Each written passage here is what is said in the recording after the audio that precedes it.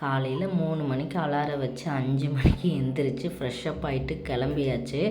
கிளம்பி எங்கே போயிட்டுருக்கோன்னு பார்த்தீங்கன்னா, திண்டுக்கலுக்கு. எதுக்காகனா அண்ணியோட 7th மந்த்து வந்து வளகாப்பு போட்டிருக்காங்க. ஸோ அதுக்காக கிளம்பிகிட்ருக்கோம். ஏன் வளகாப்பு அன்னைக்கு போகிறோன்னா, ஹஸ்பண்டுக்கு வந்து ஒர்க் இருந்துச்சு. ஸோ அவர் ஒர்க்குக்கு போயிட்டு வந்தாங்க.